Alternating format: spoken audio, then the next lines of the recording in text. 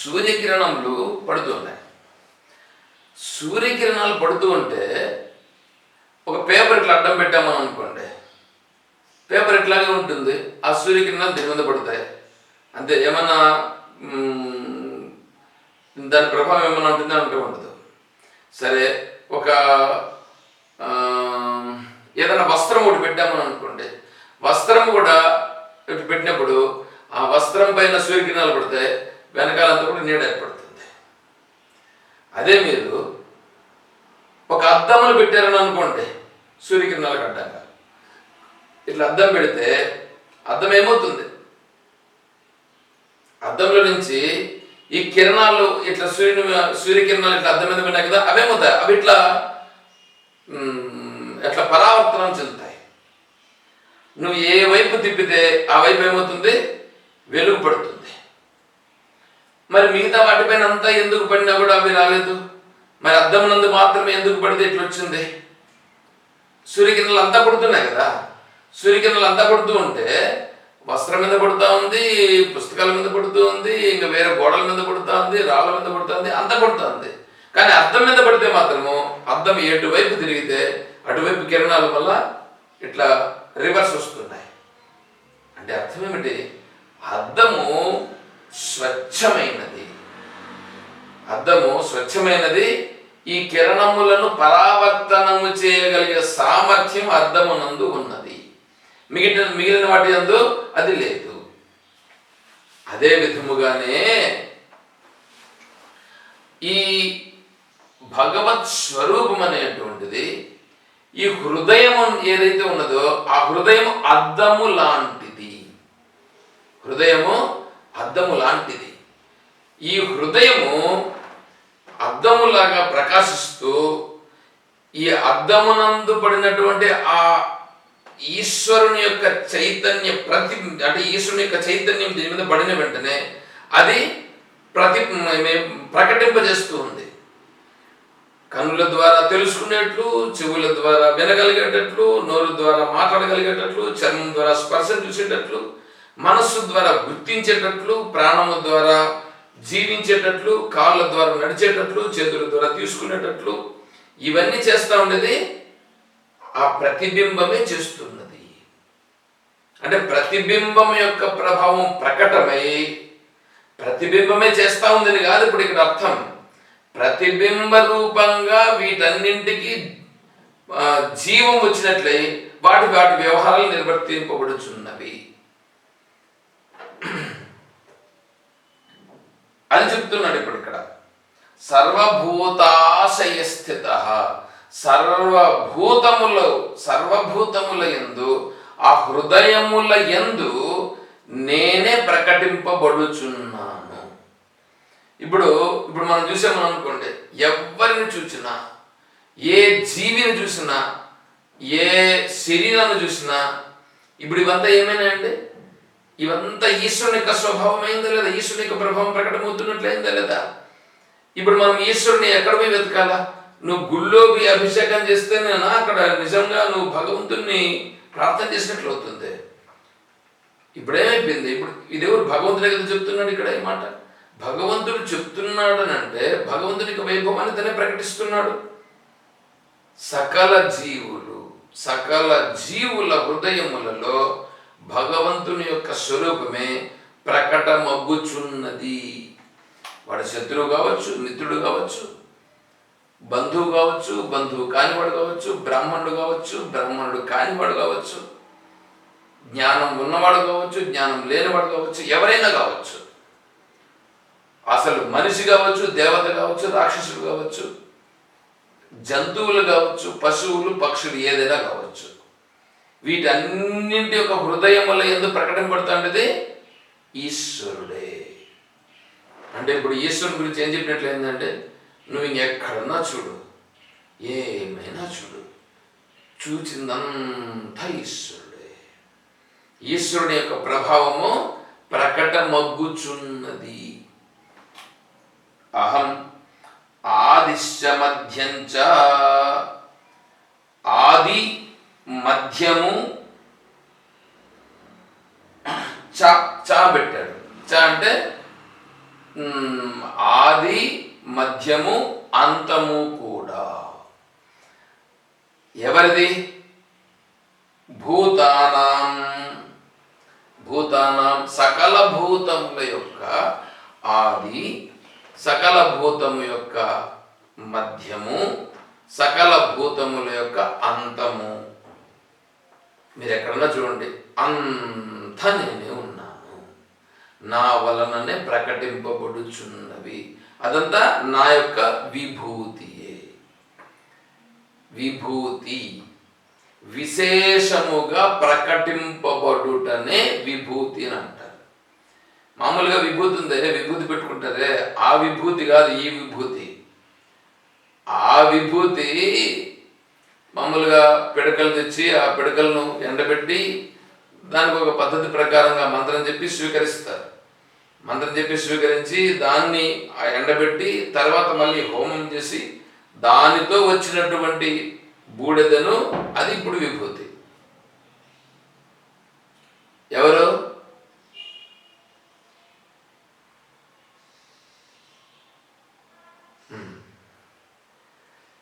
కాబట్టి ఈ సకల భూతముల హృదయములలో నేనే ఉండి నేనేం చేస్తున్నాను ఇప్పుడు? ఆ భూతముల యొక్క మొదలు నేనంటే ఆ భూతములు ప్రకటింపబడుట నా వలననే, నిలబడి ఉండుట నా వలననే, అంతమొకటి కూడా నా వలననే. అంటే అక్కడ చూడండి, ఈ భూతములన్నీ ఇక్కడ ప్రకటింపబడుతున్నాయంటే వాడి కర్మ వచ్చింది కదా, అంతఃకరణములు వచ్చాయి కదా. ఇక్కడ ఈ అంతఃకరణములు అనేటువంటివి జీవరాశులు. ఇప్పుడు ఇక్కడ ఏ ఏ అంతఃకరణం ఉన్నదో, అంతఃకరణం అంటే వాడి మనస్సు తయారు చేసుకోవడం, వాడే తయారు చేసుకున్నాడు. భగవంతుడు తయారు చేయలేదు, వీయుడు తయారు చేసుకున్నటువంటిది అంతఃకరణం. ఇలా వీయుడు తయారు చేసుకున్నటువంటి అంతఃకరణము, దానిలో ఉన్న వాసనలు ఏవైతే ఉన్నాయో ఇవన్నీ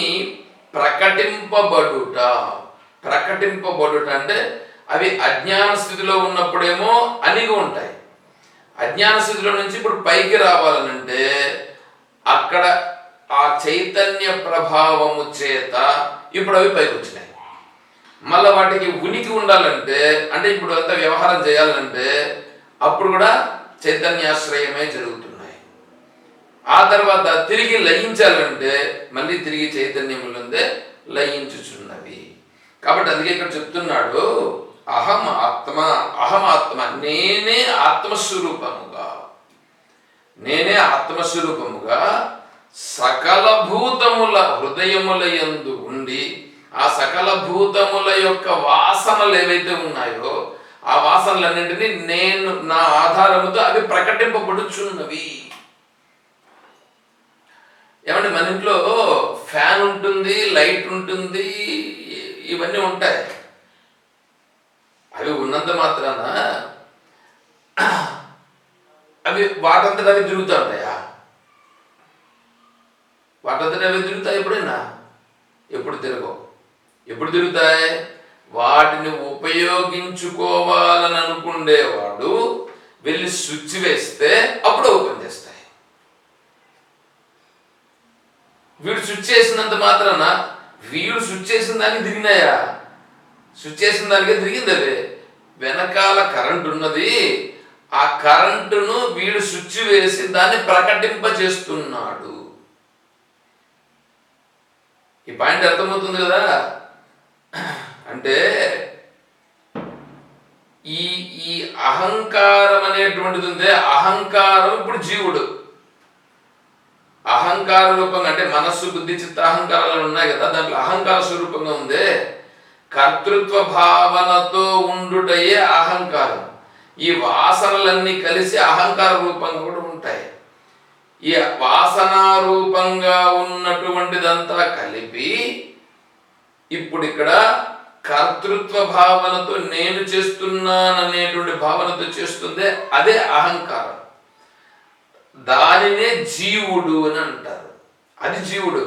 అహంకారము ఎప్పుడు ఉంటుంది కాదు, ఎప్పుడు ఉండేది కాదు. అది అజ్ఞానం ఉన్నంత వరకు అహంకారం ఉంటుంది. అజ్ఞానం తొలగిపోతే అహంకారం మటుమాయమైపోతుంది. అహంకారం ఎప్పుడైతే తొలగిపోయిందో అప్పుడు ఉన్నటువంటిది ఏదో అదే స్పష్టంగా ప్రకటమవుతుంది.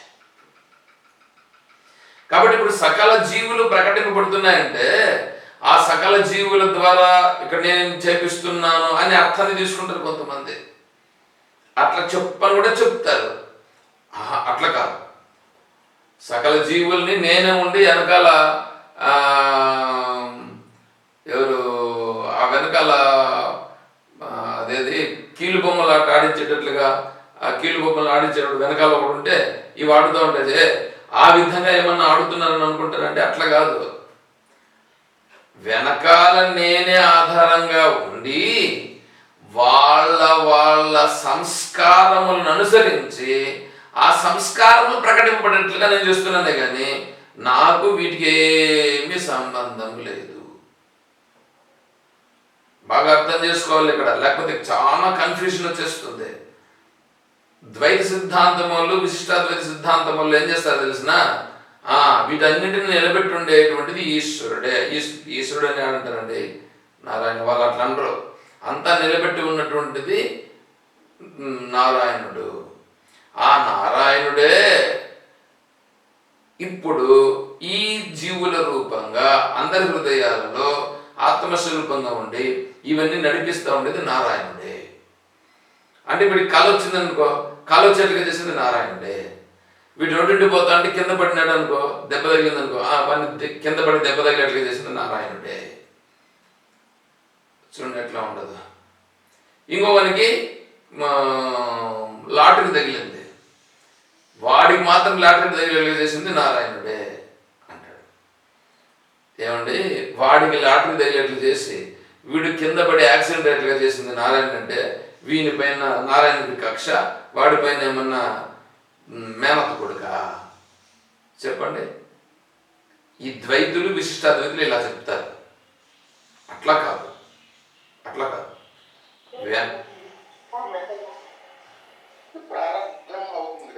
అవును, ఆడ వెనకాల ఉన్నటువంటిది వెనకాల చైతన్యం ఉండి, అందుకే ఇక్కడ ఉదాహరణ చెప్పాం కదా, లైట్ ఉంది, లైట్ వెనకాల కరెంట్ ఉంది, అయినా స్విచ్ వేస్తేనే అది పనిచేస్తుంది. ఆ స్విచ్ వేయడం అనేటువంటిది ఉంది, అది అహంకారం, వాడి కర్మ. ఈ అహంకార రూపంగా ఉన్నటువంటి దాంట్లో నుంచి వాడి వాసనలు ప్రకటమగుచున్నవి. అలా ఈ వాసనలు పనిచేయాలంటే వెనకాల ఉన్నటువంటి నా వలననే అవి పనిచేయుచున్నవి, అది తెలుసుకో అని చెప్తున్నాడు. ఇప్పుడు మనం చూసామనుకోండి, ఇప్పుడు విగ్రహంలో భగవంతుడు ఉన్నాడా? ఈ సకల జీవుల యందు భగవంతుని యొక్క తత్వం చాలా స్పష్టంగా ప్రకటమవుతా ఉందా అంటే సకల జీవుల యందు చాలా స్పష్టంగా ప్రకటమవుతున్నది. విగ్రహమునందు ప్రతిష్ట రూపంగా వీళ్ళు చేసుకున్నారు, కానీ అక్కడ నిజం మాట్లాడితే ఏముందండి? అక్కడ నిజం మాట్లాడితే ఏముందట? విగ్రహం ఉంది అంతే. సరే,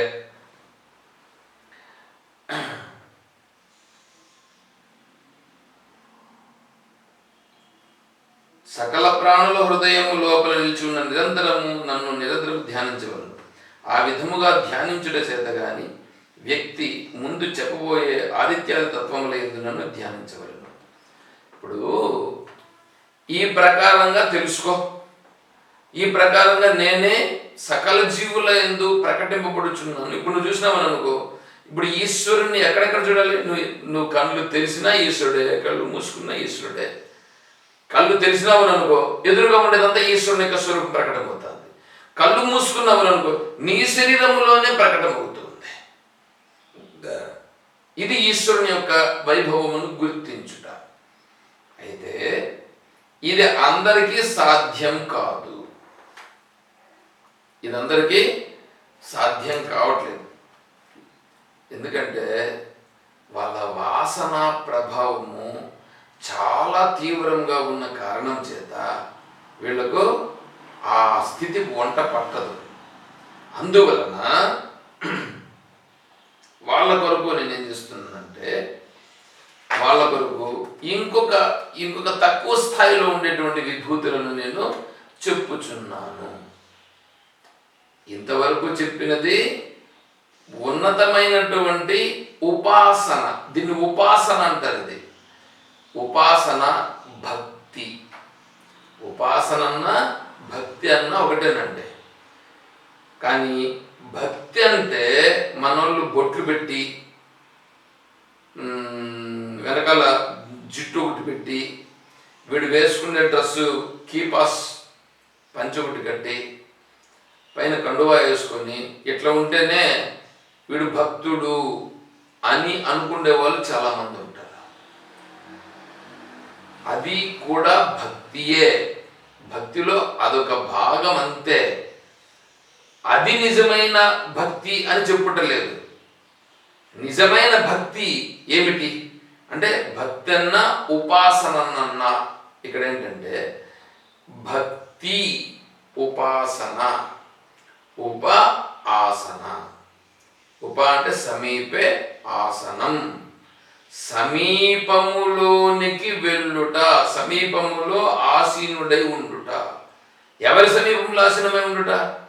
భగవంతుని యొక్క తత్వమును తెలుసుకునే దాని కొరకు ఆ భగవంతుని యొక్క తత్వము దగ్గరికి వెళ్ళి ఉండుట. దీనిని ఉపాసన అంటారు, దానిని భక్తి అని అంటారు. అంతేగాని ఇప్పుడు ఇంతవరకు చెప్పుకున్నామే, రోజు గుడికి వెళ్ళినంత మాత్రాన భక్తుడైపోడు. 12 జాగాలలో బొట్లు పెట్టుకున్నంత మాత్రాన భక్తుడైపోడు.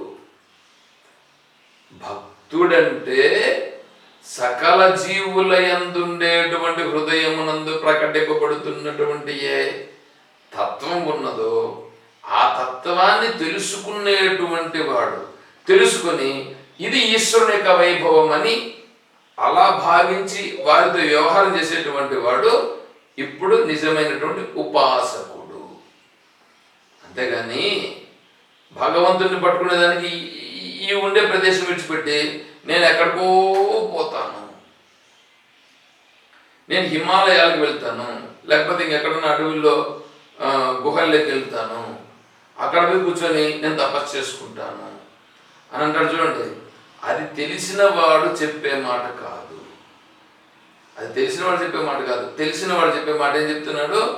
సకల జీవుల హృదయముల యందు. సకల జీవుల హృదయములు నువ్వు ఏదైనా తీసుకో, అన్ని జీవుల హృదయముల యందు ప్రకటింపబడుచున్నటువంటి ఆ తత్వం ఏదుందో అదే నేను. ఇలా తెలుసుకున్నట్టయే నిజమైనటువంటి ఉపాసన.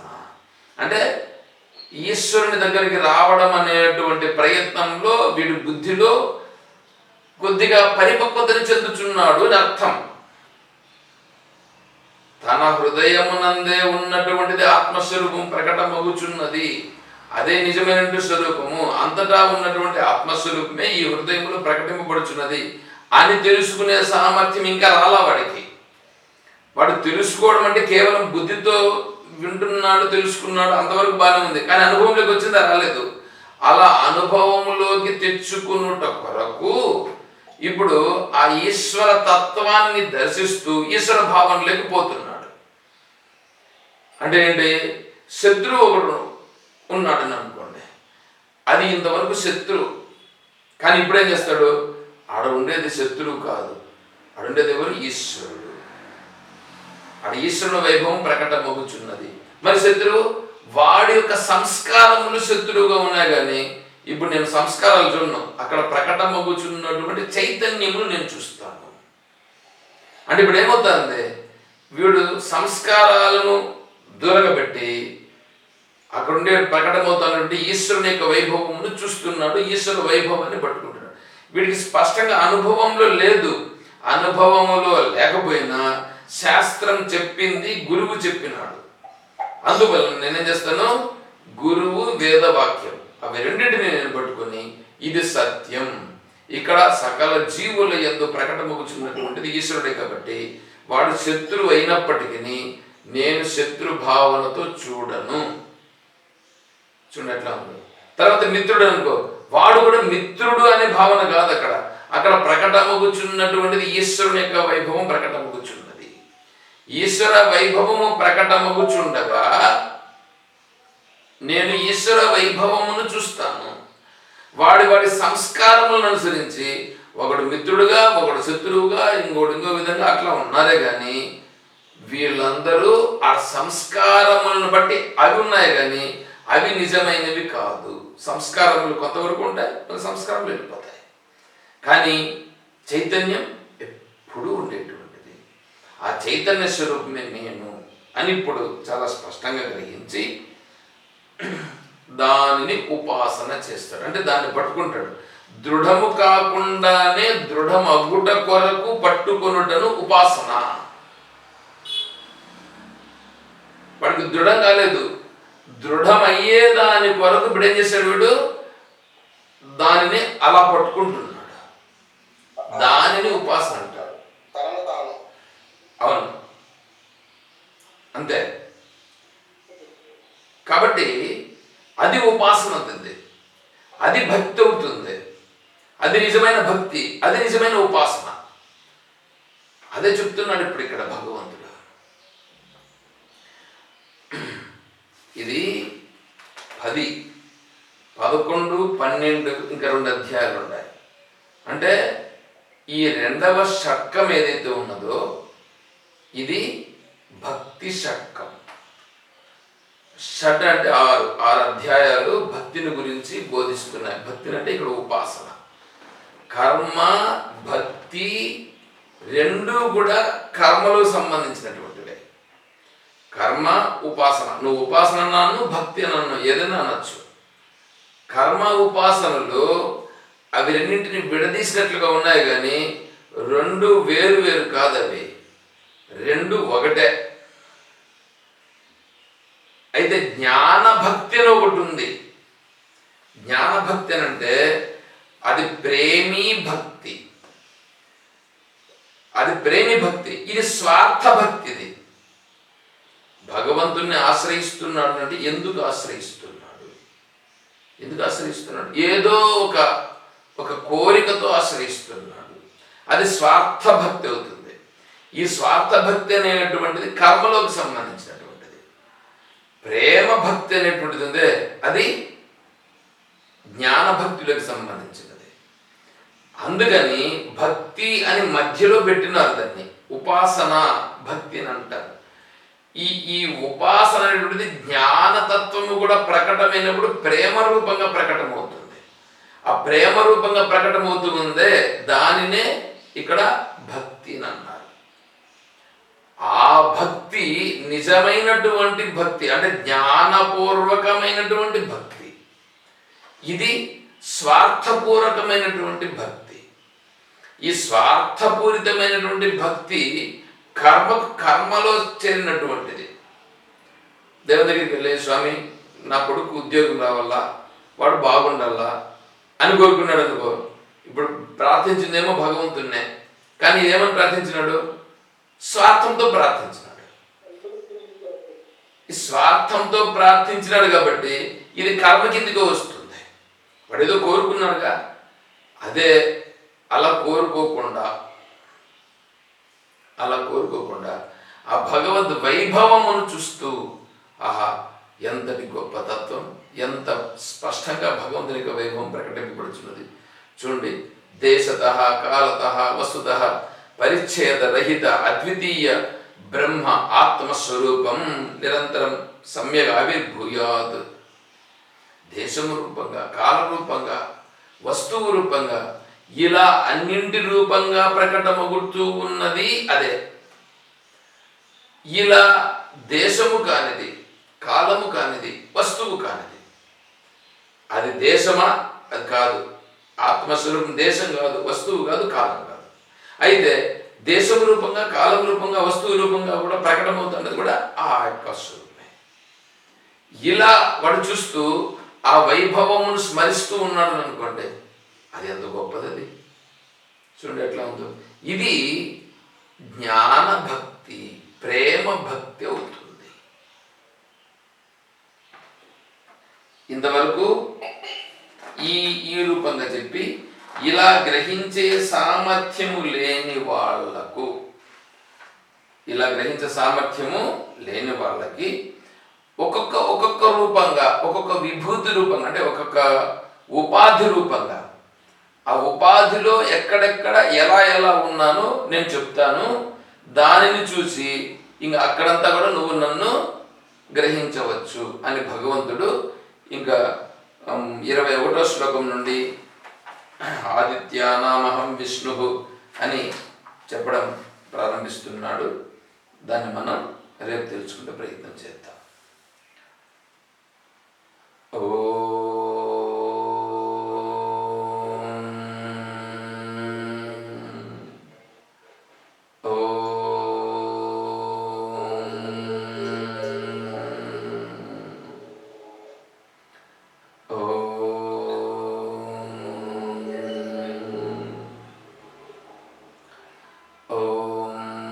असतो मा सद्गमय, ॐ तमसो मा ज्योतिर्गमय, ॐ मृत्योर्मा अमृतं गमय, ॐ शान्तिः शान्तिः शान्तिः। हरिः ॐ तत्सत्। ॐ सर्वं श्री सद्गुरु चरणारविन्दार्पणमस्तु। ॐ जय बोलो श्री कृष्ण परमात्मा की, जय बोलो गीता माता की, जय बोलो भक्त मंडली की। हर नमः पार्वती पतये, शंभो शंकर, जय सीताराम। हरिः ॐ तत्सत्। ॐ हरिः ॐ। ॐ